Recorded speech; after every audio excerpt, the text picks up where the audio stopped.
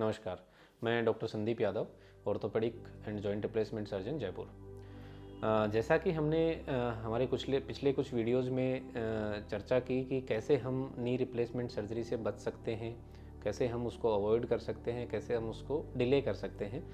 लेकिन कुछ केसेस ऐसे होते हैं जिनमें एक्चुअली हमें नी रिप्लेसमेंट सर्जरी की ज़रूरत होती है और उन केसेस में हम उसको डिले करना या पोस्टपोन करना उचित नहीं समझते हैं। तो हम वो जानना ज़रूरी है कि हमें कब नी रिप्लेसमेंट सर्जरी के बारे में सोचना चाहिए या कब हमें उसकी ज़रूरत होती है, कब हमें सीरियस इसको एक थॉट देना चाहिए कि हाँ, अब मुझे एक नी रिप्लेसमेंट सर्जरी की ज़रूरत है। तो ये कोई एक रॉकेट साइंस या ऐसा कुछ एक फिक्स फार्मूला नहीं है कि हाँ, ये फार्मूले में आप फिट बैठ रहे हैं तो आपको नी रिप्लेसमेंट चाहिए। इसके कुछ बेसिक क्राइटेरियाज हैं। यदि आप खुद अपने आप से वो सवाल पूछ सकते हैं, यदि आप उन सवालों के जवाब हाँ में देते हैं तो आपको नी रिप्लेसमेंट सर्जरी की ज़रूरत है। सबसे पहले मैं बात करूँगा कि आपकी एक्टिविटी ऑफ डेली लिविंग, आपकी जो रूटीन दिनचर्या है, वो आपके उस पर्टिकुलर घुटने की वजह से कितनी अफेक्ट हो रही है, कितनी प्रभावित हो रही है।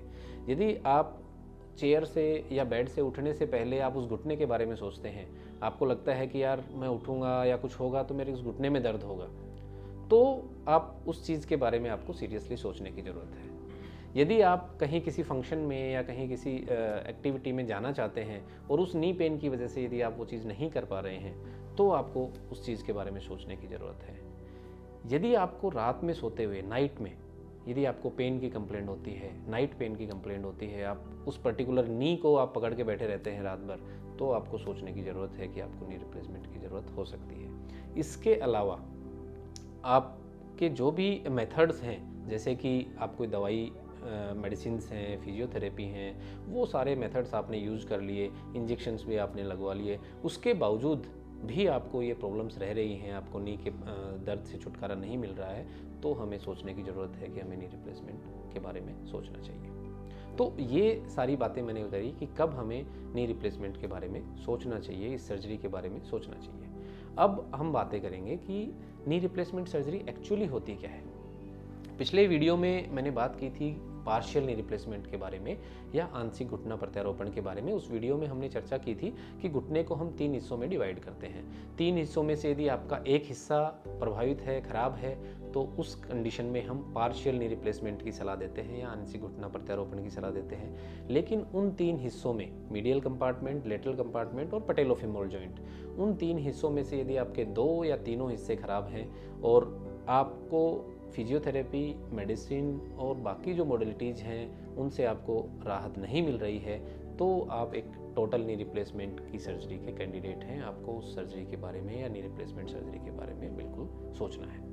अब नी रिप्लेसमेंट सर्जरी क्या होती है, जैसा आप इस मॉडल में देखेंगे कि जो ऊपर की फीमोरल बोन थे जो आर्टिकुलेट हो रही है, उसके जो नीचे का हिस्सा है उसकी कार्टिलेज पूरी ख़त्म हो चुकी है, उसकी पूरी कार्टिलेज घिस चुकी है, ये एक रफ सरफेस हो जाता है। तो इस सरफेस को हम वापस से रीसरफेस कर देते हैं और इसको एक मेटल से चेंज कर देते हैं।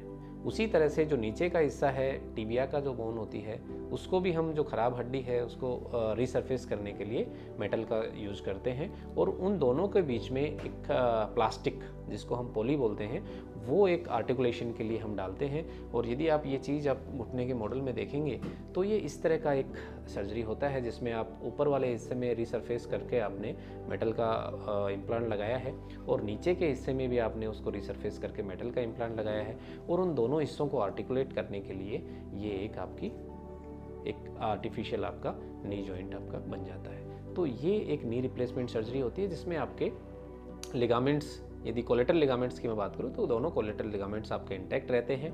और जहाँ तक ACL और PCL के लिगामेंट की बात है तो ACL लिगामेंट इसमें सेक्रीफाइस हो जाता है और PCL लिगामेंट कुछ केसेस, जैसे CR नी की यदि मैं बात करता हूँ तो उनमें हम बचा लेते हैं और PS नी की हम बात करते हैं तो उसमें PCL लिगामेंट भी आपका सेक्रीफाइस होता है।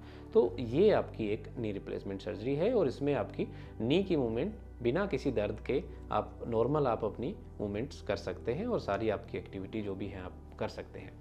अब बात आती है कि सबसे ज़्यादा सवाल जो मरीज़ हमारे से पूछता है वो ये होता है कि सर, चलो हम सपोज करते हैं कि हमने नी रिप्लेसमेंट करा लिया, तो इस रिप्लेसमेंट के बाद इस इम्प्लांट की, क्योंकि ये आर्टिफिशियल चीज़ है, तो इसकी लाइफ क्या होती है, मुझे कब दोबारा तकलीफ़ होने की संभावना रहेगी। तो यदि हम रिसर्च की बात करें या स्टडीज़ की बात करें या अपने एक्सपीरियंस की बात करें, तो 90% से ज़्यादा केसेस हमारे 15 साल तक कहीं कोई प्रॉब्लम नहीं आती है। और ऑन एन एवरेज यदि मैं बात करता हूँ तो 18 से 20 साल तक आपको दोबारा दिक्कत आने की संभावना नहीं रहती है, मोर देन 90% केसेस में, यानी कि 90% से ज़्यादा केसेस में 18 से 20 साल तक कोई दिक्कत नहीं आती है। आप अपनी रूटीन दिनचर्या, अपनी रूटीन एक्टिविटी सारी बिना किसी दर्द के, बिना किसी पेन मेडिसिन के कर सकते हैं। अब दूसरी चीज़ ये आती है, दूसरा सवाल जो हमसे मरीज़ पूछता है कि क्या हमें बहुत ज़्यादा फिजियोथेरेपी की ज़रूरत है या बहुत एग्रेसिव एक्सरसाइज की ज़रूरत होती है। तो ये एक बहुत बड़ा कंसर्न रहता है। मेरा जवाब बहुत ही सिंपल है कि नी जॉइंट जो हमने चेंज किया है या रिप्लेसमेंट किया है, उसमें हमने सिर्फ सरफेस को रिप्लेस किया है। आपकी जो ऊपर की जो सरफेस थी जिसकी वजह से आपको पेन हो रहा था, नीचे की सरफेस थी उसकी वजह से आपको पेन हो रहा था, वो हमने चेंज कर दिया। लेकिन जो आपकी मांसपेशियां हैं, जो समय के साथ आप इस घुटने को यूज नहीं कर पा रहे थे, दर्द की वजह से इस घुटने को यूज नहीं कर पा रहे थे, तो आपकी मांसपेशियां काफ़ी हद तक कमज़ोर हो जाती हैं। तो उन मांसपेशियों को वापस अपने नॉर्मल रूप में, सुचारू रूप से चलाने के लिए हमें कुछ एक्सरसाइजेज की ज़रूरत होती है। और वो एक्सरसाइज बहुत ही सिंपल एक्सरसाइजेज होती हैं जो हम मरीज़ को ऑपरेशन से पहले भी समझाते हैं और ऑपरेशन के बाद भी समझाते हैं। उसके लिए कोई एडवांस फिजियोथेरेपी की ज़रूरत नहीं होती। यदि वो एक्सरसाइज आप अपने घर पे रह के ईमानदारी से, नियम से वो एक्सरसाइज करते हैं, तो उसके बाद आपको किसी भी और एक्स्ट्रा एफर्ट की ज़रूरत नहीं होती। आप रेगुलर अपना वो एक्सरसाइज करें और अपनी दिनचर्या सुचारू रूप से चलाएं। तो ये सारी चीज़ें हैं। उसके बाद कुछ लोगों के सवाल होते हैं कि इसके बाद भी क्या कोई दिक्कत आ सकती है। तो जैसा कि मैंने कहा कि 90 से 95% केसेस में किसी तरह की कोई प्रॉब्लम नहीं आती। 1% केसेस ऐसे होते हैं जिनमें फ्यूचर में कभी कोई इन्फेक्शन की संभावना रहती है। इन्फेक्शन के लिए आपको बचने के लिए हमेशा ये ध्यान रखना है कि यदि आपके शरीर में कोई भी फोड़ा, फुंसी या दांत में कोई दिक्कत होती है या कोई इस तरह की प्रॉब्लम होती है, तो उसको आप इग्नोर ना करें और उसका पर्टिकुलर ट्रीटमेंट लें, समय पे इलाज लें। यदि एंटीबायोटिक की ज़रूरत है तो एंटीबायोटिक लें। इसके अलावा जो डायबिटीज़ के पेशेंट्स होते हैं, उनको ख़ास तौर पर यह ध्यान रखने की ज़रूरत होती है कि अपने शुगर का लेवल कंट्रोल रखें ताकि उनमें इन्फेक्शन के चांसेस मिनिमम रहें। तो ये सारा हमने आज डिस्कस किया और चर्चा की नी रिप्लेसमेंट के बारे में। नी रिप्लेसमेंट सर्जरी की हमें कब ज़रूरत होती है, क्या ये सर्जरी होती है और इसके बाद हमें क्या क्या दिक्कतें आ सकती हैं या क्या सावधानियाँ रखनी पड़ती हैं। धन्यवाद, नमस्कार। अगली बार हम फिर मिलेंगे किसी नए टॉपिक के साथ।